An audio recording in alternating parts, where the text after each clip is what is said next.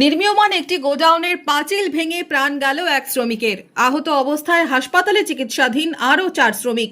শনিবার সকালে দুর্ঘটনায় চাঞ্চল্য ছড়িয়েছে বেলডাঙ্গা থানার বেগুনবাড়ি গ্রামে। জানা গেছে, বেগুনবাড়িতে একটি জায়গায় গোডাউন তৈরির কাজ চলছিল। এদিন সকালে সেখানেই কাজ করছিলেন শ্রমিকরা। হঠাৎই সেই গোডাউনের পাঁচিল ধসে চাপা পড়েন 5 জন শ্রমিক। তাদের উদ্ধার করে হাসপাতালে নিয়ে যাওয়া হলে মানসার শেখকে মৃত বলে ঘোষণা করেন চিকিৎসক। হয়েছিল ভাই, ওখানে আমরা কাজ করছিলাম। কাজ করতে করতে বন্ডারে কাজ মারা বুঝতে পারিনি। সকালবেলায় দেখলাম একটু কাজ, এবার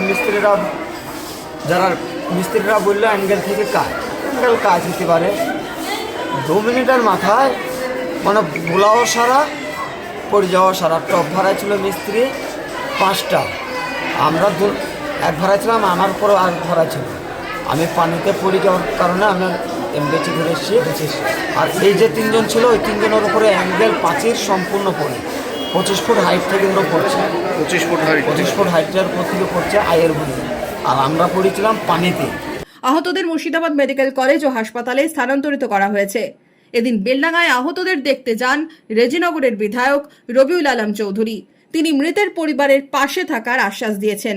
25 ফুট হাইটের একটা গোডাউন, এবং সেটা আমি প্রশাসনকে বলবো, প্রশাসন উপযুক্ত তদন্ত করে দোষী ব্যক্তিদের যেন শাস্তি দেওয়া হয়।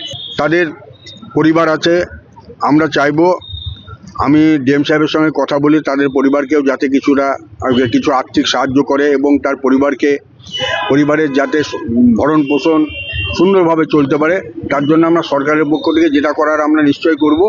পাশাপাশি যিনার গোডাউন তৈরি করছিলেন, তিনিও যেন একটা ক্ষতিপূরণ ওনাদেরকে দিয়ে ওর পরিবারটাকে বাঁচানোর চেষ্টা সবাইকে মিলে করতে হবে।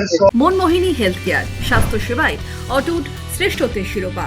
জেলায় প্রথম robotic knee replacement, cardiology with cath lab, neurosurgery, specialised trauma unit থেকে স্মাইল ট্রেন, একগুচ্ছ পরিষেবায় নিয়োজিত।